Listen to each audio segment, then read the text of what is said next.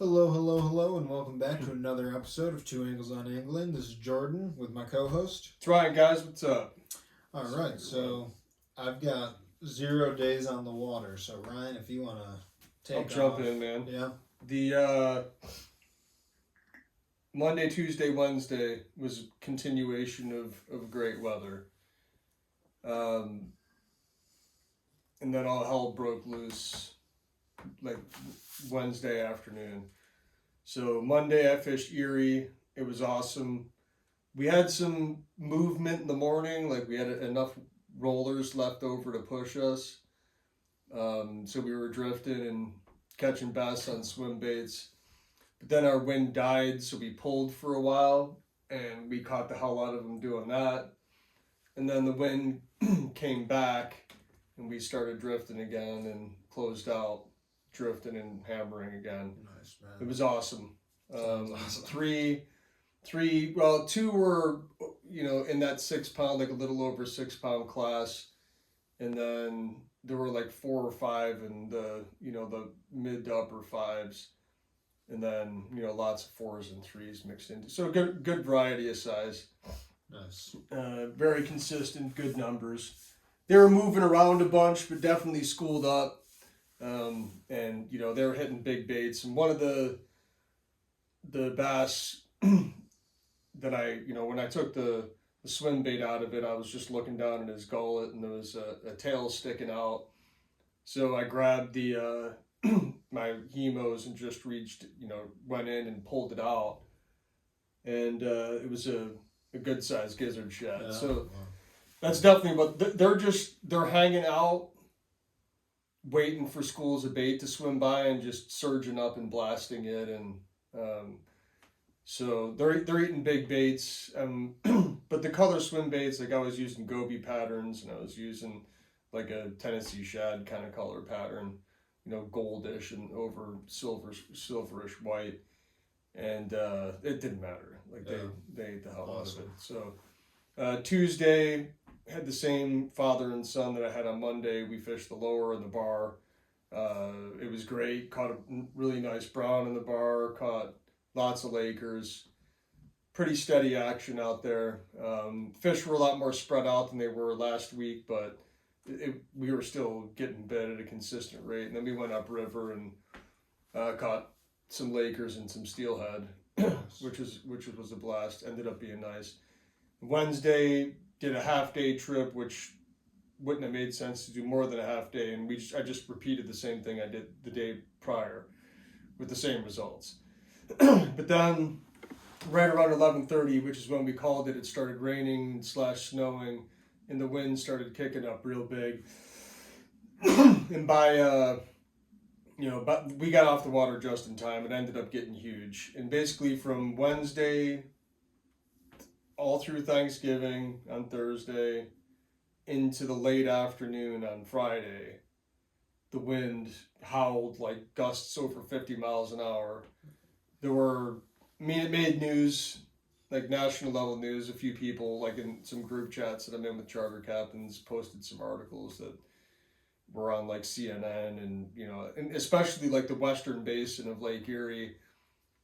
There were all kinds of articles about old shipwrecks being uncovered because the water is so low, because it's a huge seiche. I mean, you have 3 days in a row of 40 to 50 mile an hour winds. Like there were on Lake Erie, I didn't look at the other Great Lakes, but this is something that affected all the Great Lakes. But in Lake Erie in particular, there were waves over 20 feet. Like there were, for like 2.5 days, the average wave height was 13 feet, I think it was. Like it was huge. A lot of people living on Route 5 got evacuated, like the restaurants and stuff. That's like the road near Buffalo. That's right in front, for those of you who aren't from here. But in the western basin over by Ohio, like the water over there was something like 8 feet low, is what I heard. But I just saw crazy pictures of wild beaches where there weren't any, and old wrecks being exposed, and lots of articles about seiche. But and then the wind died off yesterday. That's when you and I drove around and did some reconning. It was glass out there. but the water clarity was shit. Like it was destroyed, like from top to bottom. And we went to Erie, even inside the harbor, like at the boat launch area, which normally runs gin clear, regardless of what's happening out in the lake. There was like maybe 2 feet of visibility, maybe 3 in there.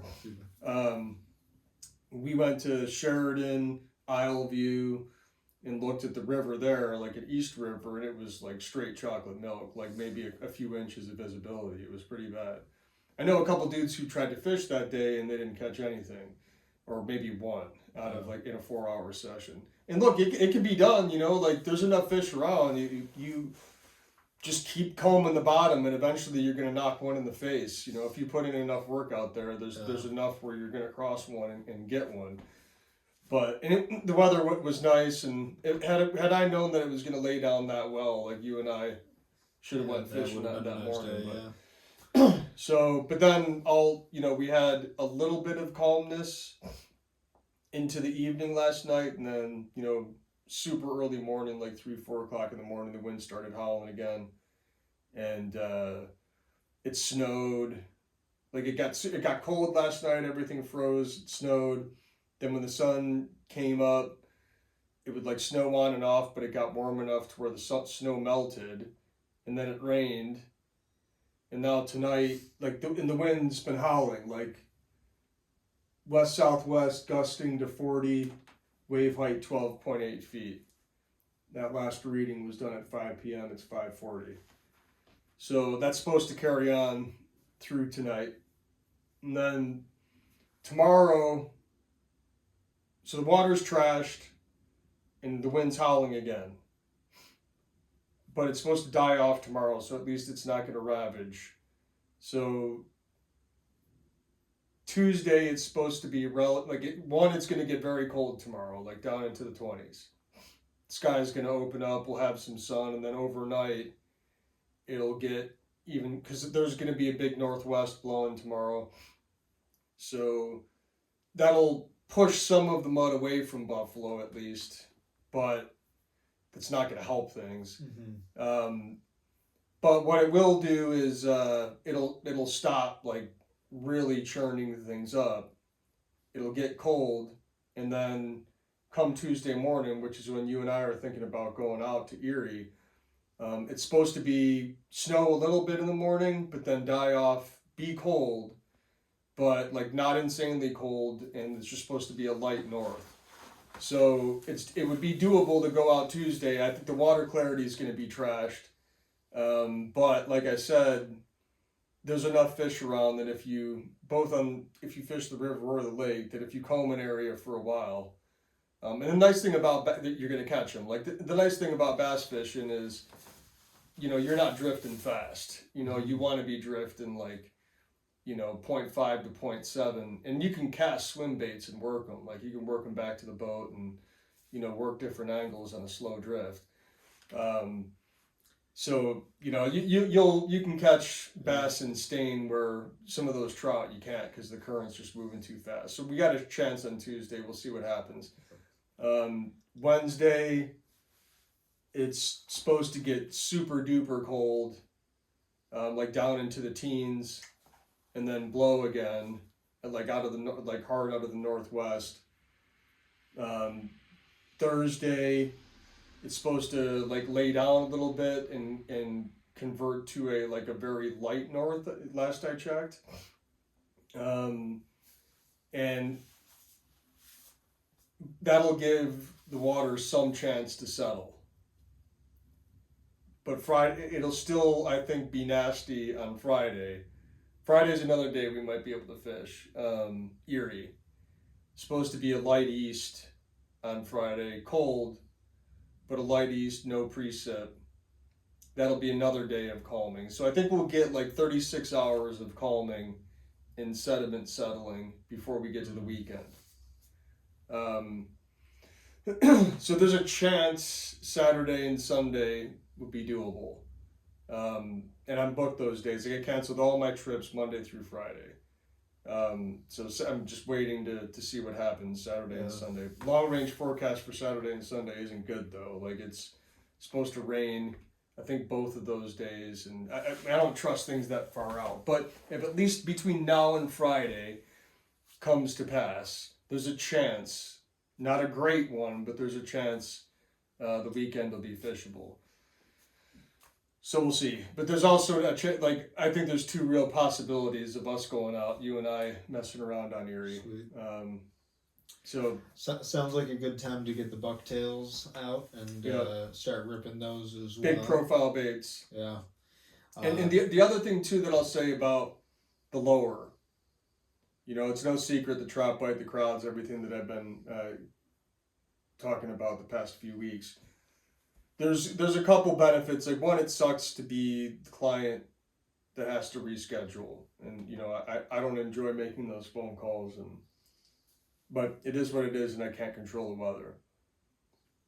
But the good thing about that is that nobody's fishing, and those fish are getting a break. And I got to admit, like by Wednesday, because dude, that was 14 straight days in November.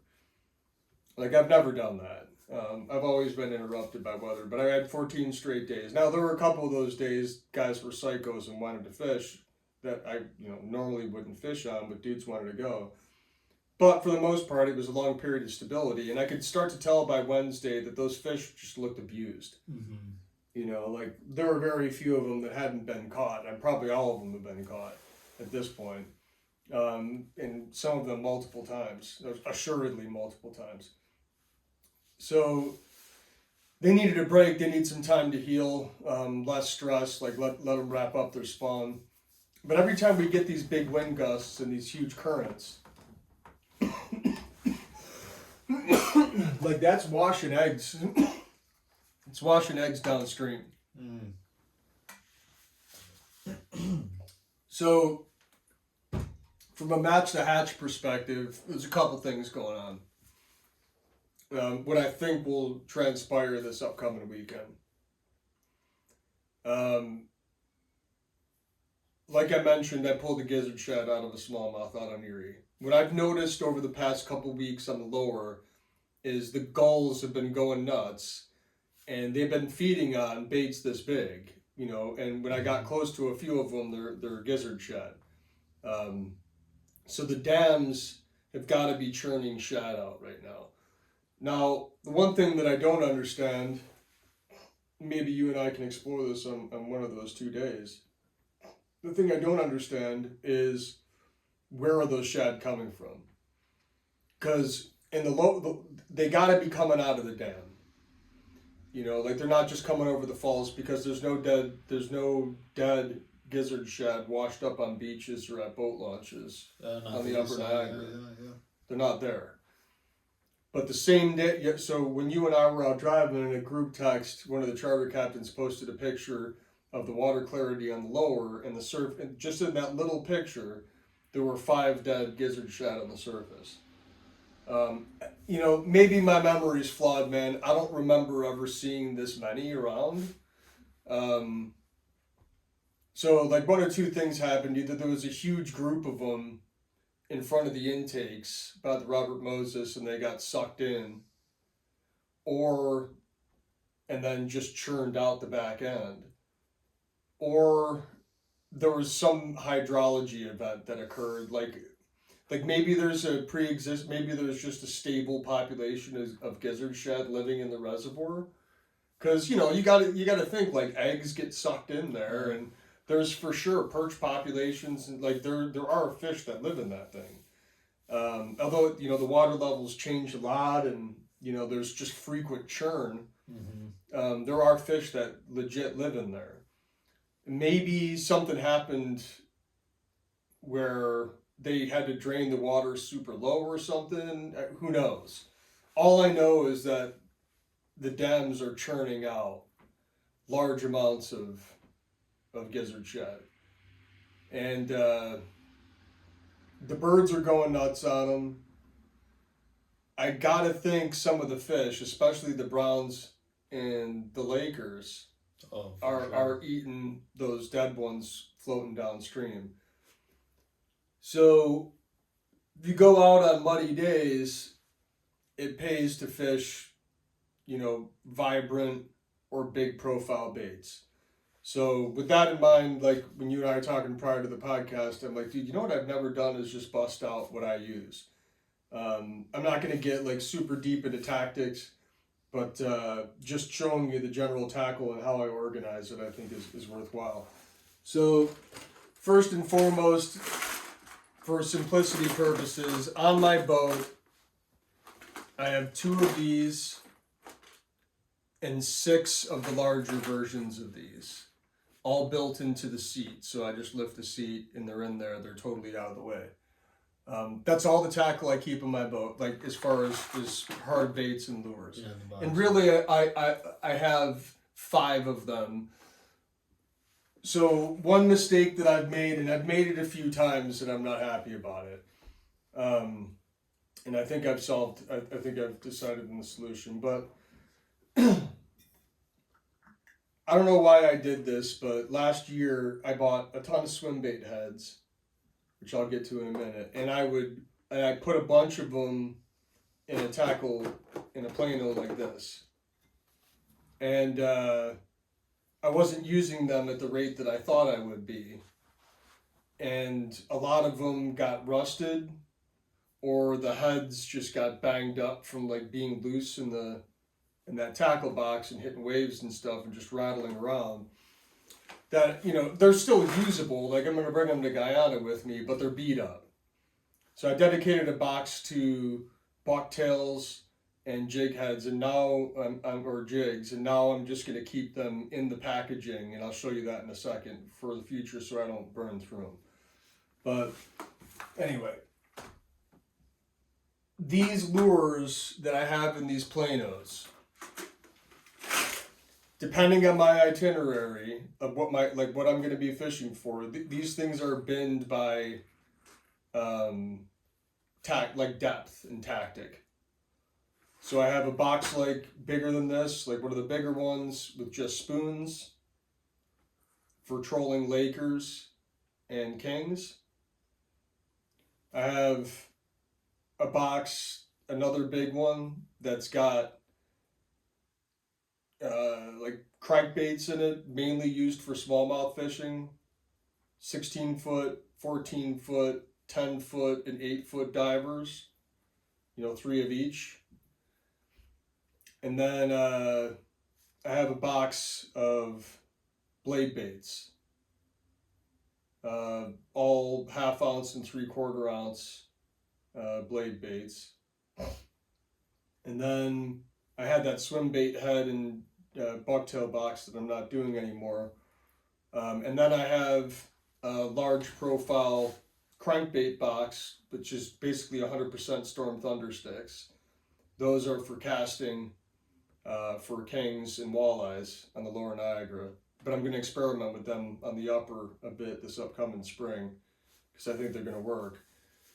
And then the final box I have is a strictly walleye box that has worm burner spoons in it and stick baits. And that box is my 2 mile an hour trolling box. Okay, so that's it. So at the beginning of the day, depending what I'm doing, most days, like if I'm fishing kings and if I'm fishing Lake Ontario deep water downrigging, I pull that spoon box out, stick it in my gunnel. That's my tool for the day. It's completely out of the way. It's got everything that I need in it. Okay, as far as the baits go. So that's out of the way. Where I do most of my work is in front of my steering wheel at floor level. There's a storage compartment. I have 3 of these. This is the one that I'll get into for today. Like, what's in this box is everything that you need to fish this time of year. You can get more complicated if you want, but what's in this box is everything that you need to fish this time of year for every target. For every target. I'll go over that in a second. I have another box in my boat that's got weights in it. Bottom bouncers from 1/2 ounce, 3/4 ounce, 1 ounce, 2 ounce, 3 ounce, 4 ounce, 5 ounce, and 6 ounce bottom bouncers. but I don't really keep that in my boat this time of year because I don't use bottom bouncers. And honestly, like next year, I'm not going to use bottom bouncers at all, except for the half, 3/4, and 1 ounces. That'll be for drifting bait in deep water on Lake Erie for smallmouth and maybe walleyes. But all the heavier bottom bouncers I've replaced with inline trolling weights. So I do, one other thing that I forgot is I have a box just like this, the same size, with 2 ounce, 3 ounce, 4 ounce, and 5 ounce inline trolling weights in it. And then it also has some like downrigger repair stuff and whatever. But all that is completely tucked away. As you know, having been in the boat, you never see any of this stuff. It's invisible. So underneath my seat, there's a small storage compartment. Like I said, I keep 3 of these. What's in this box? The third one is tools, same size as this: wrenches, screwdrivers, Allen wrench, whatever, a spare Minn Kota remote, spare boat plugs, just a bunch of random shit that over the years I've AAA batteries for my remote. The 5 amp, 10 amp, 25 and 35 amp fuses for my pumps and stuff that they'll trip, and they'll trip in the wintertime when it freezes. Same thing with fuses for my what's it called, trim tabs. But tactics, strictly fishing, this is all I have this time of year. Number one is this is just copper wire insulation. Buy it at like True Value, Lowe's, whatever. A huge tube of it is like $6. And I cut it into small, probably 10-inch pieces like this. And so when I'm fishing beads on the lower Niagara, the only bead color you ever need this time of year is like a green to a chartreuse to some variant. In 10 mil and 8 mil. I have another one of these that's in 8 mils. There are days where the water is super clear, and I find that an 8 mil will work better. But honestly, if I'm fishing, let's say I have 2 guys and I decide to fish with them, and the water's super clear, and I fish a 10 mil, I'll still catch the hell out of them. Me personally, at a 10 mil. If your presentation is good, you will. But anyway, this is a great, because you get, as if you fish down there enough, you know that you get snagged. So I pre-tie them. The reason why I do that is, one, it's a visual cue to my clients of how badly they're fucking up as this number drops. So there's a whole motion involved with that and getting to people's heads. And it's designed to be frustrating, and it is frustrating, but when you listen, you do it right, you won't burn through this. But this is a clip. This is like a magazine. And I tell people this at the beginning every day. This is our clip for the day. You got one in the chamber right now. When you shoot this clip, you're done. And we're moving on to something else. Like, you're not getting it.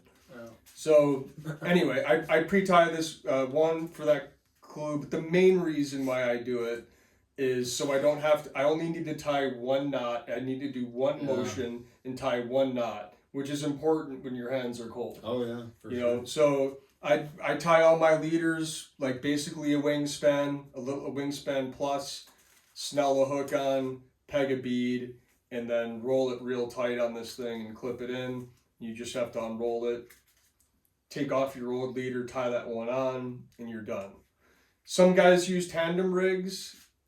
I've never seen a tandem rig outperform a single rig down there. I used to fish tandem rigs religiously, but I wouldn't fish 2 beads. I would fish a bead and like a white grub Mr. Twister, like a 2.5 inch, like something with a fast paddle tail that looks like, a dead gizzard shad. And those would get bit, and I would see as the season would go on that they would take the beads less and that Mr. Twister more. But what I found about doing that is, 1, you're doubling the number of hooks you're consuming. 2, you're also consuming another bait, being that Mr. Twister. And I just never noticed that it increased the catch rates. When you net a fish, you got 2 hooks. I was going to say, is that hooking the fish too, maybe twice? No, you never really have to worry about that. I mean, it happens every once in a while, but the main thing is you got a hook getting stuck in the net and then another hook in the fish. and it's just two touch points to get snagged on.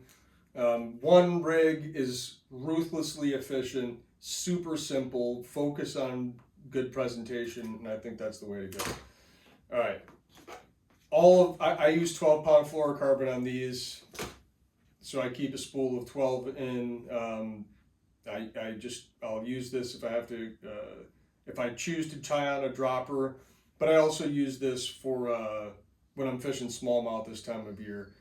Or I'll get to the next thing, but the main thing that I use 12-pound for is when I'm pulling baits on the bar. You could for sure use heavier, but again, dude, I don't need a bunch of different types of lines. You know, I have 10-pound, 12-pound, 20-pound, and 30-pound in both fluoro and braid. And they're all paired with the same reels and rods. So 10, 12, 20, 30. Yeah, 10, 12, 20, and 30. That's it. That's all I use. 30 is for my fast speed trolling rods. Those are my Dakota 500s. Okay. The 20 is on my walleye rods that I Okay. use with inline trolling weights. It's all those same rods are used for fishing the lower Niagara and for pulling baits on the bar. And then the 12-pound is on my crankbait reels, and the 10-pound is on my finesse reels. So that's the breakdown. This time of year, there's finesse and like mid-range power. I don't need 20. You could totally use it, and it would be totally fine. I don't need it. Question real quick. Yeah. For your bottom bouncing in the lower, what weight are you using? So the bead rig, Yeah. so that's this connected to a 3-way swivel, connected to either, depending on my current speed, a 1.5 or a 2-ounce bouncer, or two ounce pencil weight, 1.5 or 2 ounce. But anyway, bar, basically trout and salmon. And I'll say this, if your drag's set right, and your drag being set to like 11 pounds, which you will just know by kind of pulling it off, you're not going to break off, man. I've landed, like sturgeon that had to be pushing 70 or 80 pounds on this stuff, like 3 of them. Two of them were on 10 pound, Yeah. one was on 12. Yeah. Dude, I landed that kin on 8.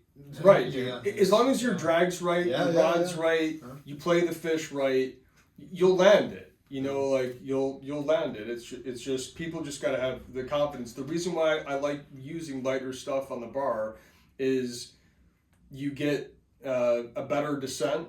Like you don't have thicker lines, so you get down. Yeah. I think you get down faster. But 2, I just don't want to deal with multiple lines all the time. Like just simplicity, visual inventory. Here it is. Okay. Then I keep. Unfortunately, they don't make these things anymore. They're awesome. I found this one I bought last winter when I was stocking up on stuff. I found it. I had to search around a lot for it, but I don't know why they stopped making these things. I love these Really? containers. They stopped making them? Yeah. Wow. But anyway, these are lure lock. It's a sticky bottom, right? So in this thing, I have these beads. These beads I put between my braid and the knot that I tie to a 3-way swivel, so people don't reel up the 3-way swivel into the eye of the rod. It's just a stopper. Number 2 hooks, 4 hooks, 6 hooks, 8 hooks, and then 55-pound 3-way swivels. Okay, 3/4 ounce swim bait heads, because that's the weight to use out on Lake Erie this time of year. Can you use a 1/2 ounce? Sure, go ahead. But again, this same weight I can jig easily on the lower Niagara in any hole. I can jig this weight out on the bar very easily in fast current, and it just keeps you fishing vertical and tight to the boat on a slow drift on Erie. But it's heavy enough to when you have like winds gusting into the low teens, you can easily still maintain bottom contact. Yeah. 3/4 ounce weight is perfect for what we do around here this time of year. So I have 3/4 ounces set up in here. Immediate access. Here I got some barrel swivels and then some crankbait snaps. Little tiny like 55-pound crankbait snaps, Rapala crankbait snaps. I like to use those on my crankbait rods. Drop shot hooks, so BMC split shots, number ones and number fours, and then snap swivels, and then big snap with a Mondo barrel swivel. I use these for my downrigger connections, and I also use those for my inline weight connections. So braid to this, inline weight gets clipped onto this, or dipsy gets clipped onto this, and then on the back end of the dipsy or the back end of the weight is a wingspan leader, and then the bait. Gotcha. By the way, when it's walleye season, I'm obviously not fishing these anymore, but I have 4 of these, each with about 12 per clip, always in this bin. This bin is constantly only seasonally relevant stuff. I don't keep all of my stuff in my boat all the time. There's no need to do it. It just gets in the way. So whatever's relevant for that time of year, I cycle it out and get it out of the boat. One, it keeps it dry, it keeps it from getting beat up, and it just prevents clutter. But this time of year, what I'm mainly using are these snaps for casting deep diving crankbaits. I usually have a wire leader attached to them, so I have 10-pound fluoro, Cortland, by the way, but I also keep 20-pound wire when I'm casting deep diving crankbaits, because you never know, especially this time of year, like muskies are feeding, and a couple times I've had crankbaits get cut off, so I'm not messing with that anymore.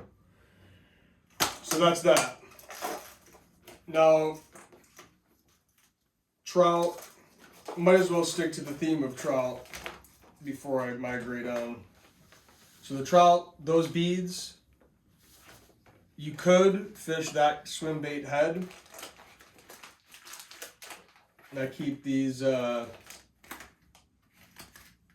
Crush City swim baits. These are the 3 inchers. Love them. And I get a pro deal with Rapala, so I pretty much buy all Rapala products when it comes to hooks and like baits and stuff. Pretty much all the baits too, except for spoons. So you can jig these on the bar, especially considering that a lot of the fish are eating alewives and gizzard shad. That's a perfect profile for that. But what will become more and more relevant as those eggs get washed out of the lower are those bigger body baits. So if you want to fish a swim bait, jigging that is great. But the problem with jigging a swim bait, especially if you're a new client, is you miss bites, you get snagged up a lot, and you lose those baits a ton. There's a way that's far simpler, equally engaging, and far lower risk of losing hardware, and that's pulling plugs. So by pulling plugs, there's really 2 that are pulled around. There's Yakima Bait Company's Maglip, which is what these are, little rattle inside, and then there's Lure Jensen makes a quick fish, and Lure Jensen is a Rapala company. I should buy more of them, but I needed to stock up on these because I had some catastrophic losses. And when I order through the pro purchase aspect of the pro purchase program on the Rapala website, lead times for delivery are much longer than just buying stuff off of Fish USA. Fish USA, because they're in Pittsburgh, I can get stuff from them pretty quick, and I get a discount there too. So I buy these quick fish, the same size. These are the 2.5 inchers. Quick fish in the same size or even bigger would be fine. would be great. The color, I don't think it's super important so long as it's bright. You know, so I have this white color I've fished a bunch, never caught anything on it. The silver color I've fished not as much, but still comes into the rotation, never caught anything on it. However, this color called fishmonger, which is silver, green, and pink, or green and gold, rotten banana, bright. This has got some like mafia name to it, I forgot, but like anything that's kind of ridiculous looking as far as being bright is what you want to use, because these things are entirely a reaction bait. Like, they make all kinds of sound in the water, they vibrate like crazy, they get in the face of fish and induce a strike. So the more ridiculous it looks, I think the better. Those plainer colors I haven't done as well on, but there's guys who fish strictly these 2-inch gold ones and crush. I just have more confidence with bigger, gaudier baits. The other thing about these is you'll notice there's a single hook. This is a 1/0 inline circle hook. These things come stock with trebles here and trebles here. Most charter captains take that front treble off because it just wreaks havoc. Gets caught in your net, fucks the fish's face up, etc. I preached about this a bunch of times. I change all my hooks out to inline circles, except for my king salmon spoons, and I'm going to experiment with that this year, just because I'm just kind of concerned that they won't track right. The hook will always be up. I'm not sure on a spoon what that inline circle is going to do, but I'm going to experiment with it. But everything that tracks straight, that doesn't have a crazy spoon wobble to it, has an inline circle hook on it. And I have rarely drop a fish. Like, all of the hookups, like we get them all to the boat, man. Every once in a while you might shake a fish, right next to the boat, but these things keep fish buttoned. And when they hit, it's just on, right in the corner of the mouth every time. And a huge percentage of the time, once I get that fish in the net, the hook is already out of its mouth. I don't even, like a lot of the time, I don't even have to pull the hook out. It just pops right out in the net when it shakes its head. It just, buy a pair of split ring tires, or pliers, buy VMC 1/0 inline circles, black nickel or whatever. The other great thing about these is they don't rust. And so I keep 3 of them that are in my dash ready to be put on rods. And then I have 1, 2, 3, 4, 5, 6, 7 in here. And then a handful of these 2 inches. I keep those 7. Oh, here are brown trout trolling baits, like shallow water trolling baits. I just put these in there. I have to change some of these hooks out yet, but most of them are already converted to inline circles. But these ladybug challengers are a good spring shallow trolling bait for browns. And browns will eat these plugs too. But I like having I notice like everything that I keep in this box here is a shallow running bait. Like it's for brown trout or lake trout. It's specifically for the bar and for the shallow water close to Fort Niagara and Lake Ontario. And got those ladybugs in those colors and ladybug and fire tiger. That's all you need. But this time of year, those mag lips are great. Come the spring or any shallow water pulling plug, and if I'm fishing 3 guys, the guy in the front of the same thing with walleyes. The guy in the front of the boat is pulling 1 ounce more than the 2 guys in the back of the boat. It's usually 2 ounces in the front, 1 ounce in the back. So you have the guy in the front has to let out less line to get to the bottom, and he doesn't have to stay on the bottom. I can just give him numbers. Send out 40 in the front and 60 in the back, because there's line counters on those reels and they just coast. and the fish blast these things. They blast them. And now, when the water gets colder, these will perform less good, and the slower presentation will be better. But for now, really until late December, these will destroy. Now, for Lake Erie stuff, back to the swim baits. Those 3/4 ounce swim baits heads I keep in there, and then I must have taken them out when we were downstairs. But I keep 2 more. They come in 4 packs, like still in the container in here too, of those same ones. And then I have some 1/2 ounces in case I fish some shallower areas in the river or it's a calm day on the bar. Swim bait, 2 packs of swim baits, that's all I keep. I have many more in my basement, but I just roll with 2, 1 dark, 1 light, depending on water clarity. I will never burn through this many in a day. If I do, it was an insane day, and I could guarantee you I could put this color on and it would still get bit if we're getting bit at that level. Yeah. So 2 is fine. That's fishing 3 people at a time. And I just keep an eye on it. Like at the end of the day, I look at these packages. That's the nice thing about keeping them in front of me is I know what I got. And if I need to grab another sleeve, I just make a note to myself on my phone, and when I come home, I grab a fresh sleeve. I also keep these just for variety.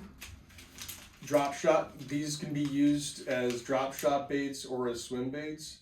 They fish well as both. These are the mooch minnows, Rapala mooch minnows. From dark to light. Got a handful of packs of these. Mainly because I didn't use them as much as I wanted to this past spring, and it's time to start burning them. So I'm going to fish these on Erie on calmer days with 3/8 ounce heads. They'll get destroyed, I guarantee it. But that's why I have this. I have many of them because this past spring, I didn't burn through these at the rate that I thought I would. I stocked up on them last winter, and I still have some left over, just because I didn't use them as often as. It's not because they didn't work. It was I just ended up, getting obsessed with crankbaits and doing different stuff, and so now I have excess inventory. But I'll use it. I got a handful of tubes in here too. I have a couple of tube jig heads, but that's it, man. Nice. Well, these 2 boxes. Keeping it simple.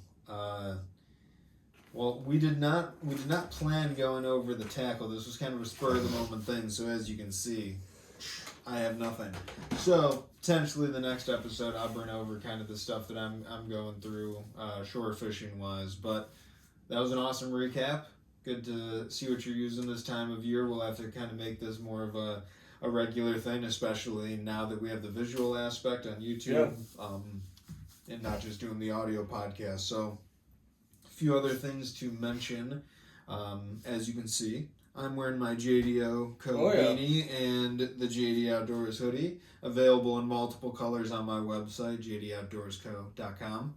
The beanie is on there as well, orange and the Carhartt brown. Ooh, yep, they are Carhartt beanies, but whatever. Cut the patch, put mine on, and they're awesome. Loving them, and so they're available as well as a lot of my artwork and some bucktail jigs will be up there soon. Tied up. How many days did I tied? 6 days this week I ended up tying. So everything from some flies all the way up to bucktail, some marabou, and a whole bunch of different new creations. So check out my blog on my website about that, as well as just some recap from the week. We went to Cabela's, and then I went out to Erie the one day just for a walk, and waves were epic. It really was. Seeing them crash, it was awesome. But overall, didn't get out fishing this last week, but this upcoming week, that's definitely going to change. So we're down to 11 feet now. Oh, laying down, buddy. All right, sounds good. Almost fishable. So we'll catch you guys next week. Stay tuned and see you out on the water. See you. Peace.